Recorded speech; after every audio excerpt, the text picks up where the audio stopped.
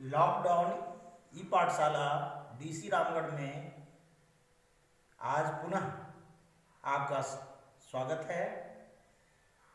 पिछले वीडियो में मैंने वर्गअष्टम विषय हिंदी पथ की पहचान कवि डॉक्टर हरिवंश राय बच्चन जी के जीवनी पर प्रकाश डाला था। आज मैं पथ की पहचान कविता का सारांश, उसका भाव और उसका सस्वर वाचन करके आपको दिखाने जा रहा हूँ। पथ की पहचान कविता के माध्यम से कवि हरिवंश राय बच्चन जी ने जीवन में सफलता प्राप्त करने के लिए हमें सचेत होकर अपनी राह चुनने की सलाह दी है। कवि का मानना है कि जीवन पथ पर अनगिनत विघ्न बाधाएं आती ही रहती हैं।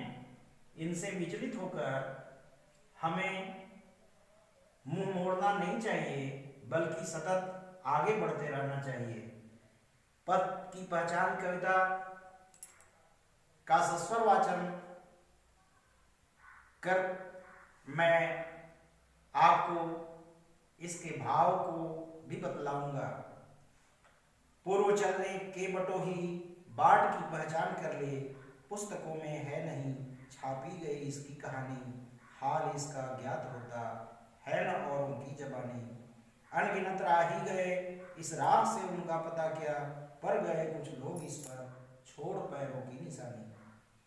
यह निशानी मुंह होकर भी बहुत कुछ बोलती है, खोल इसका अर्थ पंथी पंथ का अनुमान कर ले, पूर्व चलने के बटोही बाट की पहचान कर ले।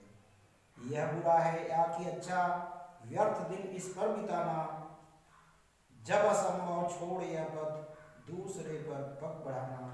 तू इसे अच्छा समझ, यात्रा सरल इससे बनेगी, सोच मत केवल तुझे ही यह पड़ा मन में बिठाना।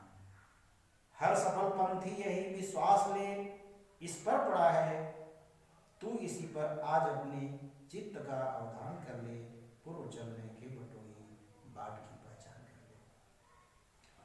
इस कविता में कुछ कठिन बिंदु भी आए हैं जिसका अर्थ जानना जरूरी है।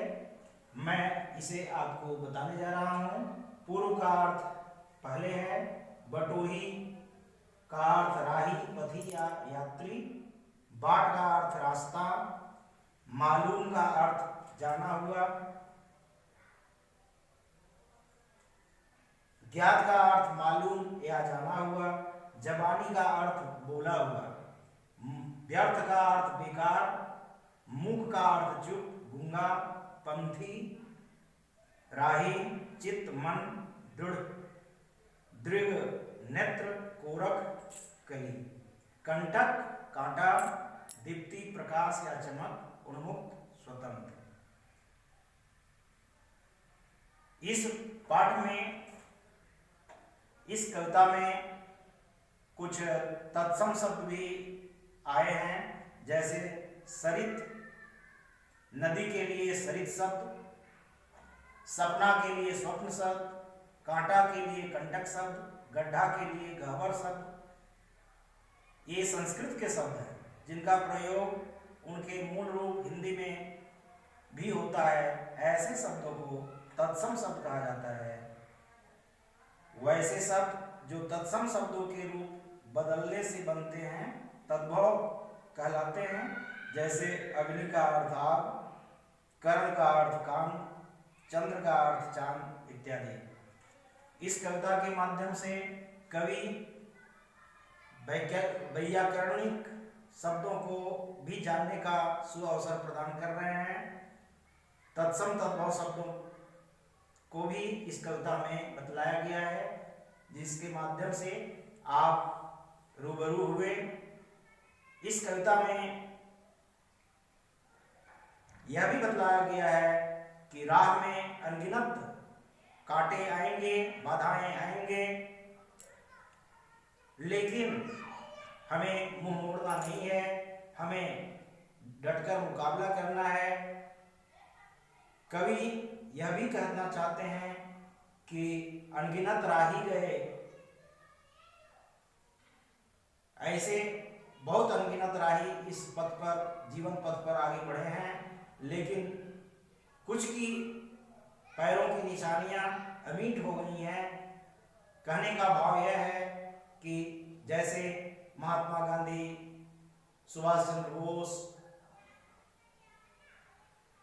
प्रवृत्ति अन्य महापुरुष, मदन मोहन मालवीय, संत विनोबा, ऐसे महापुरुष हुए जिन्होंने अपने पैरों की निशानियां छोड़ गए हैं, जिनका अवलोकन कर हमारा मार्गदर्शन होता है। कवि पथ की पहचान में यह भी कहा है कि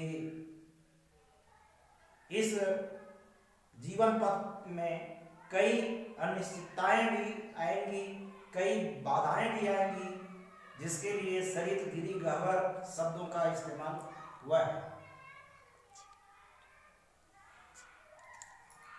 अतः हम जो जीवन पथ के पंथी हैं, राहगीर हैं, उन्हें इससे घबराना नहीं चाहिए, बल्कि हमेशा हमें आगे बढ़ने की प्रेरणा इस कविता के माध्यम से डॉक्टर रघुवंश राय बच्चन जी ने दिया है।